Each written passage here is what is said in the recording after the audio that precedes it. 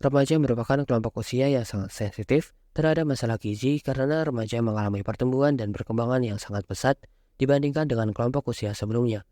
Percepatan pertumbuhan mempengaruhi komposisi tubuh, tingkat aktivitas fisik, berat badan, dan pertumbuhan massa tulang. Masalah obesitas merupakan masalah global, bahkan WHO telah menyatakan sebagai epidemi global. Riset kesehatan dasar pada tahun 2013 menunjukkan prevalensi untuk obesitas di usia remaja yaitu usia 16-18 tahun sebesar 1,6% dan di tahun 2018 meningkat menjadi 4%. Obesitas atau yang biasa dikenal dengan nama kegemukan merupakan keadaan di mana jumlah lemak dalam tubuh melebihi kebutuhan lemak yang dibutuhkan. Secara klinis, obesitas dapat dengan mudah dikenali, antara lain seperti wajah membulat, pipi tembam, dagu rangkap, leher relatif pendek, dada membusung dengan payudara membesar yang mengandung jaringan lemak, perut membuncit, disertai dinding perut yang berlipat-lipat. Faktor penyebab obesitas pada remaja antara lain yang pertama, kurangnya aktivitas fisik. Memilih bermain game pada handphone, berangkat sekolah dengan menggunakan kendaraan dibandingkan dengan jalan kaki atau naik sepeda, menonton TV lebih dari 2 jam dan tidur lebih dari 8 jam, dan screen time di mana semuanya lebih memilih bermain menggunakan gadget selama berjam-jam dibandingkan bermain di luar bersama teman sebayanya. Yang kedua, konsumsi fast food atau makanan cepat saji. Kebanyakan remaja sering mengonsumsi makanan cepat saji lebih dari 3 kali per minggu.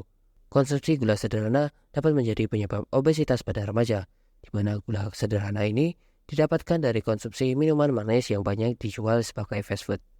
Yang ketiga, melewatkan sarapan pagi.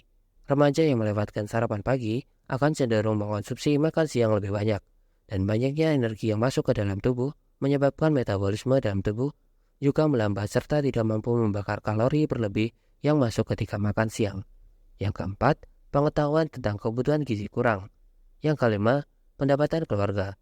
Keluarga dengan pendapatan yang tinggi akan berbanding lurus dengan tingkat konsumsi yang dikeluarkan dan tidak lagi memikirkan tentang makan sebagai kebutuhan atau atas dasar kesehatan, tetapi lebih ke bagaimana mereka menikmati makanan tanpa memikirkan kemungkinan atau resiko yang didapatkan. Selain faktor di atas, terdapat juga faktor internal atau genetik, yaitu yang pertama usia. Faktor usia menjadi salah satu faktor genetik yang menyebabkan obesitas dikarenakan semakin tua usia, maka metabolisme dalam tubuh semakin menurun. Yang kedua adalah jenis kelamin. Perempuan akan lebih mudah mengalami obesitas dibandingkan laki-laki. Hal ini karena tingkat metabolisme perempuan dalam keadaan istirahat lebih rendah 10% dibandingkan dengan laki-laki. Yang ketiga, riwayat obesitas dari kedua orang tuanya.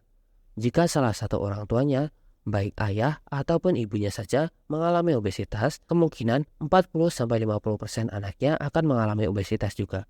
Jika kedua orang tuanya mengalami obesitas, maka anaknya akan mengalami obesitas dengan kemungkinan 70-80%.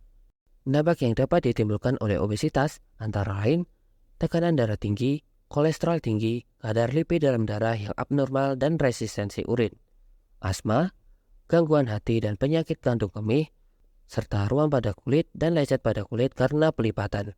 Tips mencegah terjadinya obesitas pada remaja yaitu tidak makan sambil menonton TV, batasi penggunaan gadget, perbanyak aktivitas di luar ruangan, biasakan makan dengan keluarga, biasakan selalu dengan sarapan sehat, biasakan membawa bekal sehat dan air putih dari rumah, batasi makanan siap saji, banyak makan buah dan sayur, mengkonsumsi aneka ragam pangan, tidak merokok dan minum alkohol, hindari minuman ringan dan bersoda.